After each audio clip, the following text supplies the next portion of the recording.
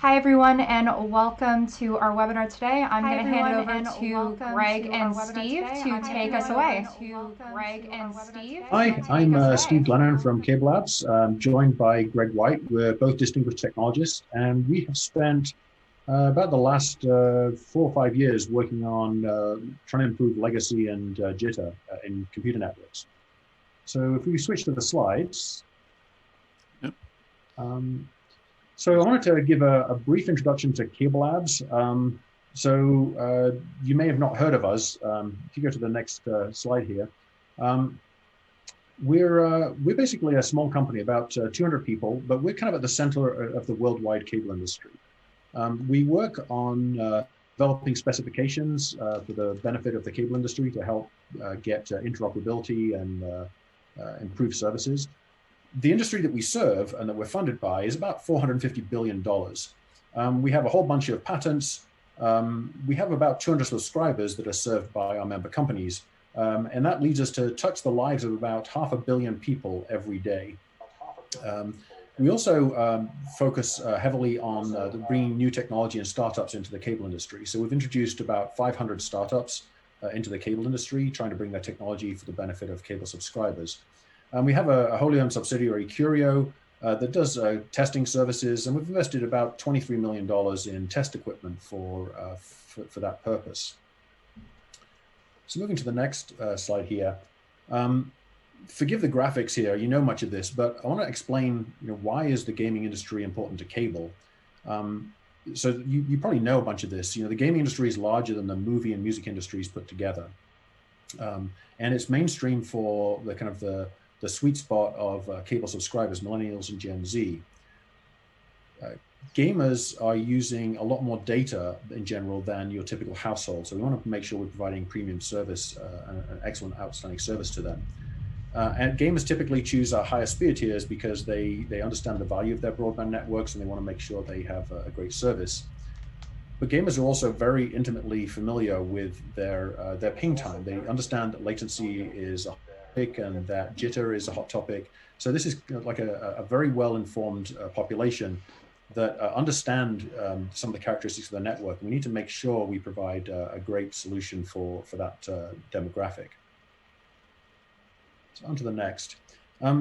So we've done a whole bunch of primary research. We don't presume to know everything. So we've done a bunch of primary research. And what we found is that gamers have very, very targeted pain points around network behaviors. The typical thing we see is you're playing an online multiplayer game. Here we've got League of Legends. Everything's going great, responsive. You're playing with your team of friends. But then someone else in the household decides they're going to watch streaming media.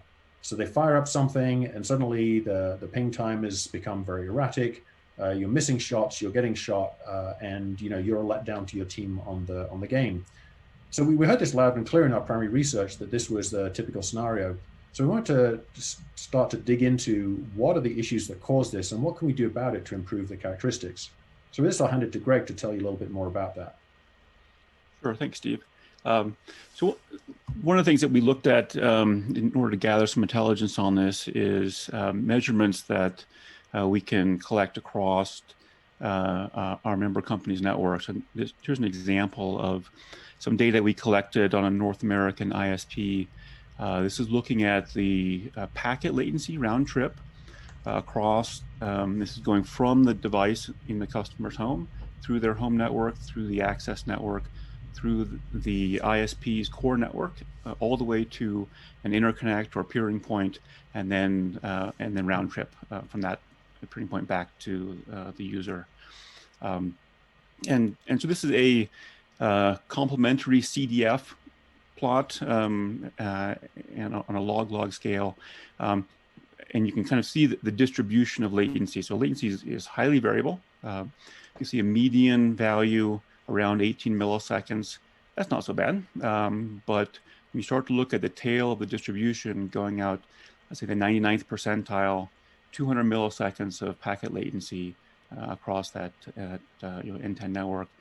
And even farther out in the tail, the 99.9th percentile, so 1 out of 1,000 packets, 1 second of latency or more. So clearly there's some work to be done here. I think the 18 millisecond number probably something that people would consider to be decent latency for game performance. Obviously, smaller is better, but the distribution is seen as 1 out of 100 or 1 out of 1,000 packets having these much higher latency values. That's what we need to solve, and that's what we're here to talk about today. We have a pretty exciting new technology that that we're introducing into the global cable ecosystem. We refer to it as low latency DOCSIS. It's an LLD for short. It's a recent update to the DOCSIS specifications that CableLabs publishes. And it's actually not a new version of DOCSIS. It's not DOCSIS 4 or 5 or anything like that. It's an enhancement that goes directly into the DOCSIS 3.1 specification and then carries forward into future versions as well. And so this was developed as something that can be deployed as a firmware upgrade to existing DOCSIS 3.1 equipment that's in the field today. So cable modems and gateways and equipment that the cable operator deploys in their facilities. It's called the CMTS. And this technology integrates several new features that can dramatically improve the performance for online games and other latency sensitive applications. And the list of kind of names of the features is here. We'll go through some of that in a little bit of detail today and talk about how you can take advantage of it in your applications and make sure that when your customers are on cable networks, how they can get the best experience possible. So the benefits really, we call it low latency DOCSIS, but it's really addressing not just average latency, not just reducing that, but also this variability in latency over time as other applications are sharing the broadband link. So Jitter is addressed as well, and then packet loss, particular congestion-related loss that happens in broadband networks today is addressed by LLD as well. So key applications that we think are great candidates to make use of this technology, obviously multiplayer online games, where you're really wanting low loss and stable latency. That's definitely a key thing we've heard that affects gameplay is variability in latency. Cloud gaming as well, which is probably even more sensitive to latency variation, but also throws in the fact that it's much higher throughput than traditional multiplayer online games, where you're sending effectively a video stream to the user rather than just state updates being sent to their console or PC. And then finally, video conferencing is another application today that maybe a little bit less latency sensitive, frankly, than online gaming and cloud gaming, but still obviously latency sensitive and affected by variation in latency and loss as well. So before we get into the details of the technology, I just want to give you a sense for what kind of improvements we're expecting with this new technology. And this table shows two metrics, the average latency and a measure of jitter. One thing about jitter is that there are half a dozen different definitions for what jitter means and how to measure it. Here we're using the 99.9th percentile packet delay variation metric for jitter. And then the table shows 4 different scenarios. The red and yellow are effectively what equipment that's deployed today would experience. So a customer that has existing DOCSIS service or cable broadband service from a cable ISP would be seeing average latencies in kind of the prime time or busy hour of the day around 30 milliseconds or with active queue management 10 milliseconds, and then jitter numbers in the hundreds of milliseconds. So again, corroborating what we saw on that end-to-end slide earlier. This is just looking at the DOCSIS link and seeing its contribution. So clearly a decent chunk of the variation in latency is actually being caused by the broadband link. And so, between the red and the yellow, some cable operators have turned on that active queue management feature in their networks, and so more in the yellow column. Others are probably still in the red column. I think some have it turned on in one direction and not the other today, and so they might be really somewhere in between those two. And then you can see the two columns, green and white, which show the new low latency DOCSIS technology. And you can see the dramatic difference that that can make to the performance of the broadband link. So expectation is, so we had this feature called PGS, or Proactive Grant Service. That's an optional feature that the operator can deploy and turn on a customer by customer basis, and can really get the latency and jitter down to incredibly low numbers. The downside to that is that it's a bit inefficient in terms of upstream bandwidth utilization. And so it does come at a bit of a cost to the operator in terms of their scalability of their network in order to turn that on. We're expecting that that feature is probably most useful for specialized services or maybe high tier customers who where that inefficiency can be justified. But for a mass market deployment, our expectation is more along the lines of that green column. And again, a massive improvement in both latency and jitter compared to what customers are expecting to see today.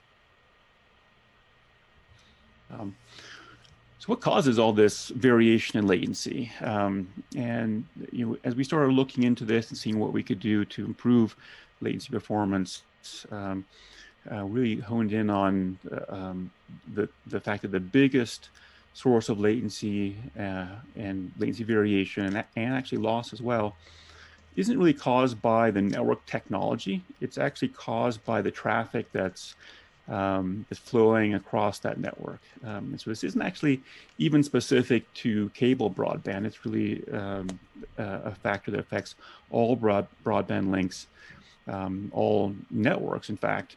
And it's caused by TCP traffic and other applications like it, or other protocols like it. But the network has a role to play too, in that it's enabling TCP to cause this latency latency and jitter and loss. And the next slide, I'll get into a little bit more. The next couple of slides, I'll get into a little bit more on why that is.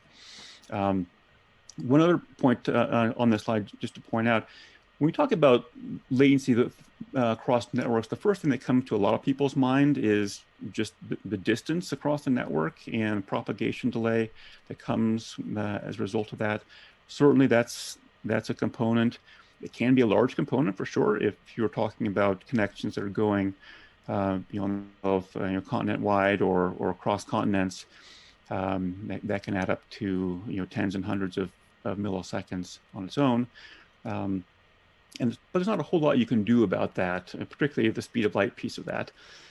Distance, some applications can be moved closer to the user. So CDNs are a good example of that, where content can be moved closer to the user. Cloud games are all expected to do similar things, where the gaming servers are located close to the user. But traditional online games, there's a trade-off there, right? You want to have geographic coverage in order to do good matchmaking and get decent populations of users together so that you can have good gameplay. And that aspect of wanting to have more centralized servers that makes it hard to move things close to the user. So let's get into this TCP issue. So TCP and other protocols like it, like QUIC, for example, if you're familiar with QUIC, what they try to do is send data as quickly as they can through the network. And so they use what's called a congestion control algorithm in order to try to probe for the available capacity on the path between the sender and the receiver. And today, nearly all of those algorithms rely on the network to provide fairly deep packet buffers at the bottleneck link in the network between the sender and the receiver, and then drop packets when those buffers overflow. And so what TCP essentially does is fills up that deep buffer in whatever the bottleneck link is, and then to the point where it's dropping packets. And then the TCP connection senses that packets are being dropped and pauses for a little bit to let some of that queue drain out, and then resumes sending faster than that link can support and fills that buffer back up. Now, but there are a lot of applications that don't use TCP. For example, multiplayer online games typically don't use UDP for setting their traffic.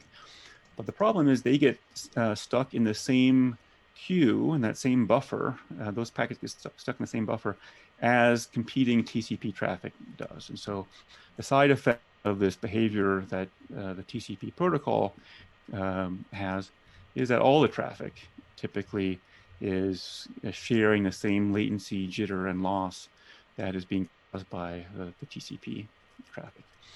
And this isn't constant, right? It as TCP sessions start up and then complete and finish, that those degradations come and go, and so you see really high variability.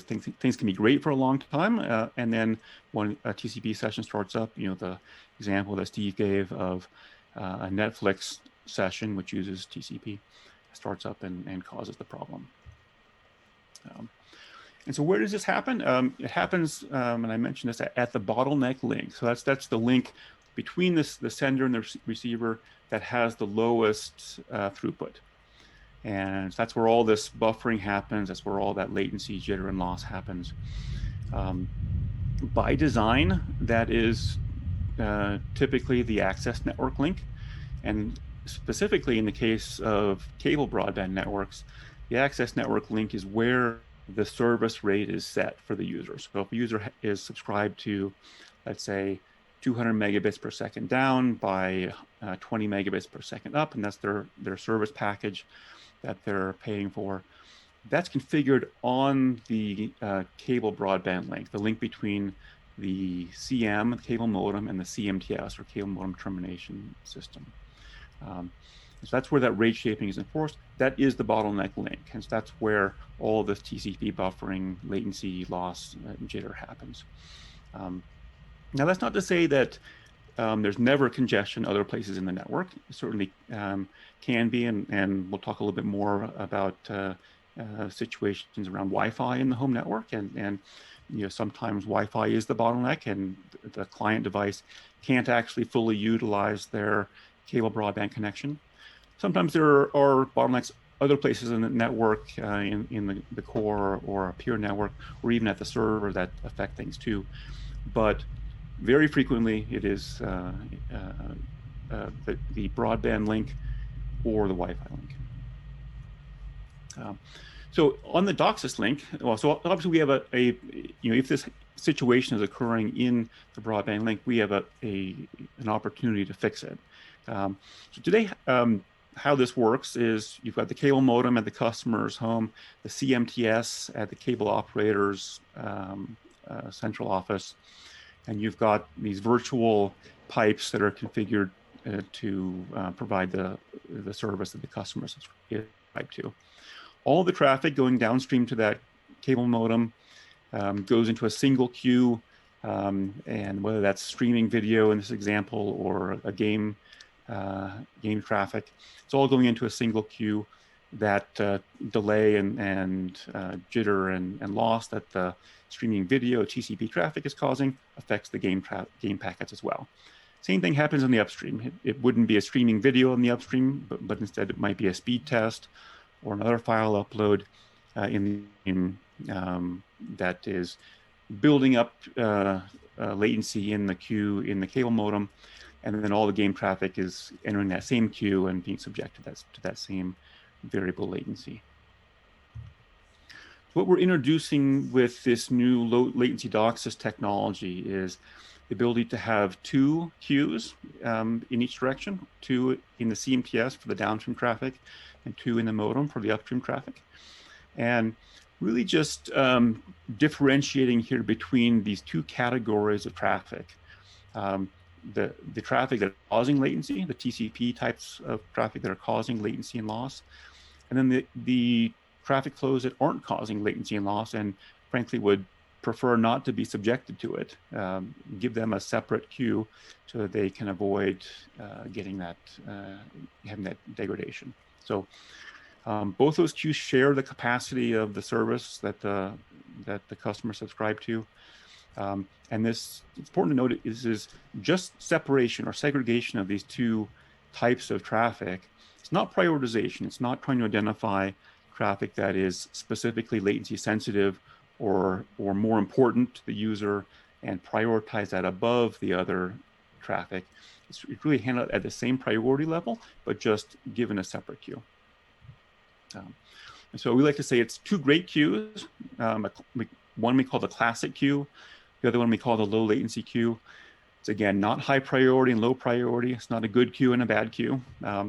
Both of the queues are really optimized for the type of traffic that they're carrying, and what we call queue building flows. So those flows that are using TCP, so examples are HTTP and video streaming, bulk data downloads, things like that. They're going to get much better performance in the classic queue than they would in the low latency queue. And so they would prefer to be in that queue. The non-queue building flows, so all those latency sensitive applications that are sending traffic at fairly low data rates and are fairly sparse sending, prefer the low latency queue. So how do we get the traffic into the right queues? The way we've designed this to work is that it's up to the application to decide which queue would work better for it. So in the cable modem and the CMTS, there'll be a default classifier which can identify the non-queue building traffic based on a marking in the IP header of the packet. By default, if that marking isn't present, the packet would go into the classic queue. So there are really two subcategories of traffic and two ways that traffic can be marked to go into the low latency queue. For low data rate flows, the diffserv field in the IP header, which uses a value called a diffserv code point that gets inserted into that field in the IP header. That's what we'll use to classify traffic into the low latency queue. For high data rate flows, for example, cloud gaming and game streaming, that sender would need to implement a technology called L4S, or low latency, low loss scalable throughput. And that's an emerging IETF standard that is compatible with low latency DOCSIS and allows high data rate flows to use that low latency queue and not cause queuing delay. The bottom corner, I've got a couple of links there if you want to look into the IETF work that's going on in this space and how it intersects with this upcoming cable technology. You can Google either of those. Those are the names of the couple of IETF drafts that talk about how this works. So this isn't just a cable technology. We are standardizing it to be used generally across broadband networks. Of course, we anticipate that cable broadband will likely be the first ones to deploy it. Another piece to talk about here is queue protection. So yeah, applications can choose which queue to go in, and they should choose the right one. And those queue building flows wouldn't get any benefit from marking their traffic as non-queue building to try to get into low latency queue. But sometimes things get misconfigured, or maybe there's a malicious application that's trying to cause problems. We have a function that exists in the cable modem and the CMTS that monitors all of the individual flows of traffic or microflows of traffic that are being classified into the low latency queue in each direction, and also monitors the queuing delay in that queue. And if it starts to see a queue building and latency increasing, it identifies the flow or flows that are causing that to happen and starts kicking those packets out into the classic queue. So redirecting those packets to the classic queue. And this is totally based on behavior. It's identifying contribution to latency. It's not based on trying to figure out what the application is or trying to figure out what protocol the application is using. It's just really observing the pattern and the impact that causes on latency. So I gave a table to begin with to show the benefit and kind of in broad terms, but here's a little bit more of an example that shows you more or less in real time kind of what users typically see as different applications stop and are sharing their broadband connection.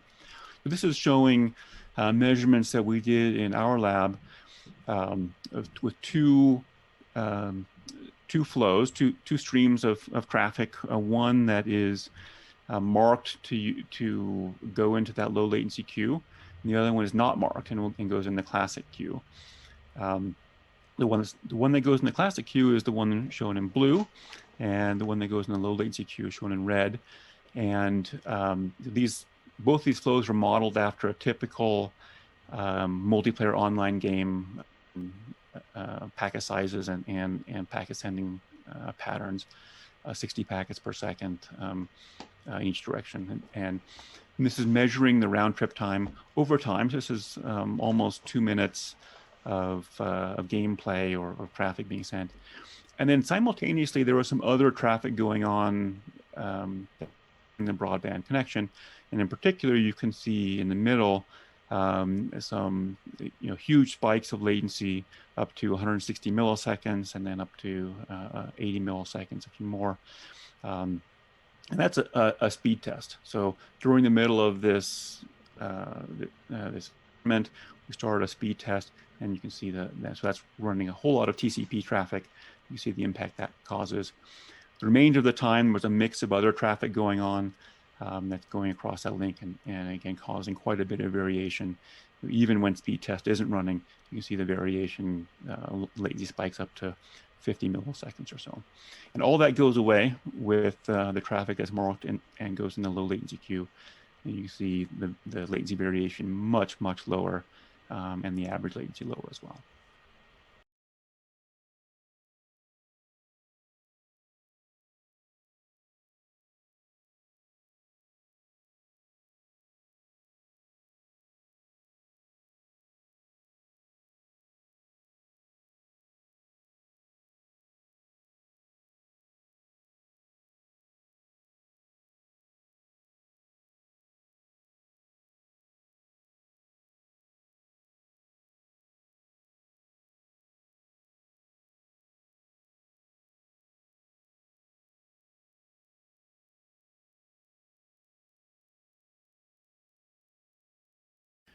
So how do you take advantage of this? So as it's up to the application to decide which queue it wants to use, it really is up to the application to opt in for this. So by default, your traffic is going to go in the classic queue, and it's going to get the performance that you saw on the blue graph on the previous slide. Just want to kind of wrap up this slide. If you mark it as again, it's up to the application with the low latency queue, if you mark it as non-queue building, then you'll get the benefit of low latency DOCSIS. And so for those high bandwidth applications, really can be, again, even cloud gaming would be a good example of that. Also, potentially high quality video conferencing apps could use this. Flows of traffic. That's the L4S functionality that I mentioned earlier. I think there was a question that was using a network feedback to adjust the sending rate at the sender, asking about avoid causing congestion. Could you switch back and forth between and then for the low bandwidth applications, absolutely, just use the diff serve. If you're downloading an asset or uploading an asset, say a in the recording of gameplay or something like that, or a video that's being served and played to the user, that can absolutely go into the classic queue and get the best performance that way. Meanwhile, the state update packets that are being sent between the game and the server that are those low bandwidth, latency sensitive ones could be marked to go into the low latency queue. That's absolutely the way it should be done. So then I'm going to hand off to Steve to talk about how this interacts with Wi-Fi. So. Okay, thanks, Greg. So we have a basic assumption as just general users ourselves that, Wi-Fi sucks for gamers, and that gamers know this, and no self-respecting gamer would actually play games using Wi-Fi. They're always going to use Ethernet. In our primary research, which is fancy terms for surveys and interviews, we actually found that was not true. We found that 51% of gamers use Wi-Fi always or mostly. When you add in those who use it occasionally, we're up at about 84%. So really, any problems with Wi-Fi are going to basically compound the situation in terms of latency. So if we make the cable link great, but Wi-Fi is still a problem, then we're not really going to have a great solution for people. So here you can see some of the research shows here some of the breakdowns between desktop gamers, laptop gamers, and then console gamers. But you get the clear picture here that gamers use Wi-Fi extensively. So what can we do about that? There's a technology in Wi-Fi called Wi-Fi multimedia, or WMM, sometimes referred to as Wi-Fi QoS or WMM QoS. Really, we're referring to this as low latency Wi-Fi. This technology was introduced about 10 years ago, around the time of 802.11n, and it splits traffic into 4 different categories. Here we have them listed: voice, video, best effort, and background. And that's in descending priority. And this is actually a priority-based system, unlike the DOCSIS technology. We had a theory that we would be able to go in and tweak some of the values that dictate how these different categories are handled, and that would allow us to improve the latency and jitter characteristics of Wi-Fi. When we started that work, we found the simple act of segregating the gaming traffic into the video category from best effort had a massive improvement on both latency and jitter. We went on to do our work to test the tuning and tweaking of the other parameters, and what we found was they made little difference in comparison to this big win, which was separating out the gaming traffic into the video access category. The mechanism for steering traffic into the different queues is through the differentiated services field of the IP packet header.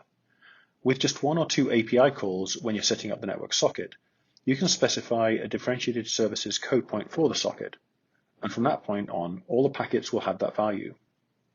With an appropriate choice of code point, the gaming packets will end up in the video queue of a Wi-Fi and get much better latency and packet drop characteristics. This packet marking also activates the DOCSIS link and puts the gaming packets into the low latency queue there. So we have this great symbiotic relationship between the packet marking for both Wi-Fi and DOCSIS. Now, there isn't anything in Wi-Fi per se today to support L4S, but we are looking at how to enhance Wi-Fi to support L4S. I think we've heard of one access point which has started to implement L4S to respect the congestion signaling and to add congestion experienced when it sees congestion in the Wi-Fi traffic. So we can expect that to show up and help the situation too. So if we look at the next slide, this is kind of the comparison to what happened in Greg's DOCSIS link, where here the blue traffic is what you expect to see today, where the traffic is bundled in with all the other traffic going over Wi-Fi. And then if you identify the gaming traffic separately, it becomes the orange trace here.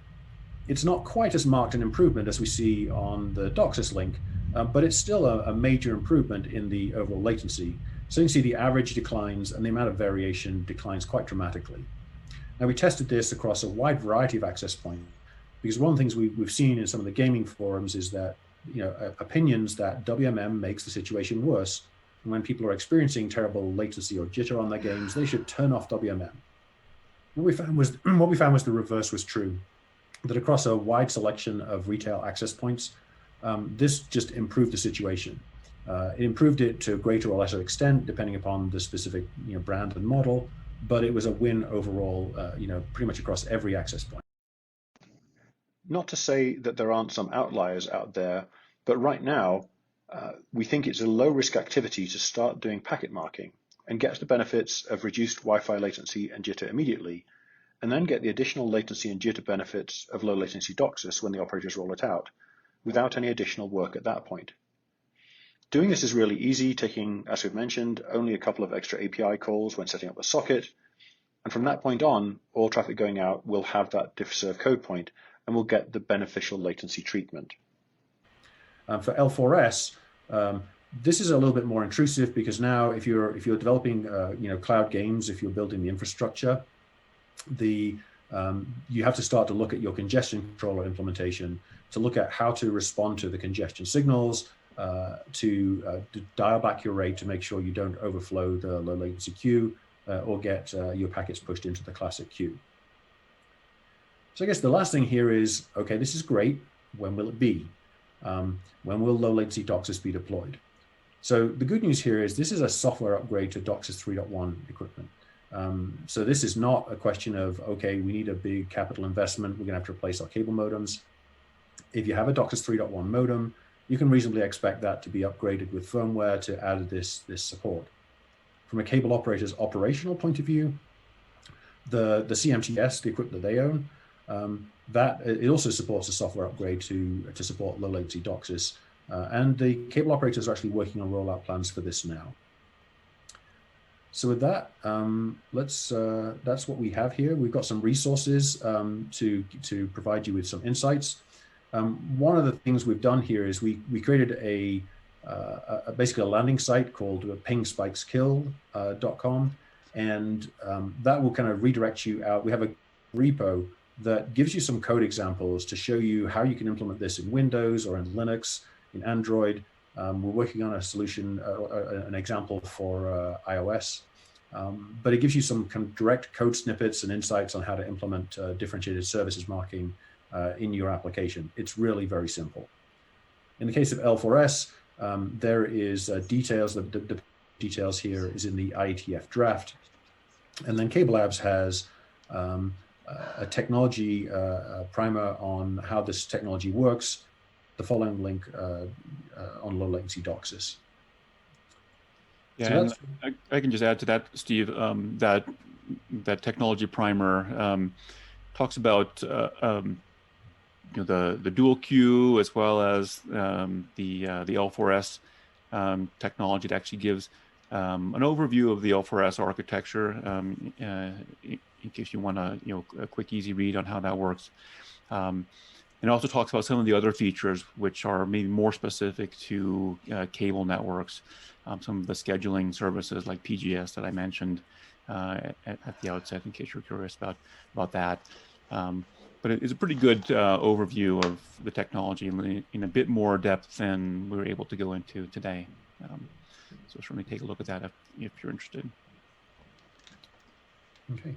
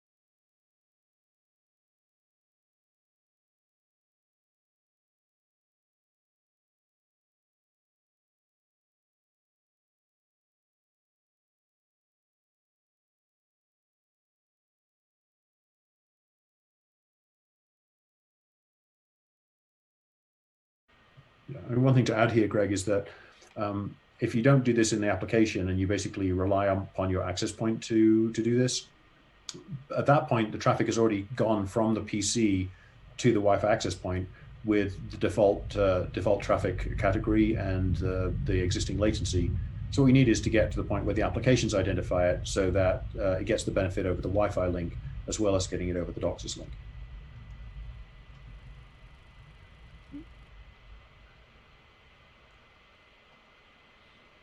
Okay, so that looks like that's all we've got for questions right now. So with that, I'll hand it back to Natalie.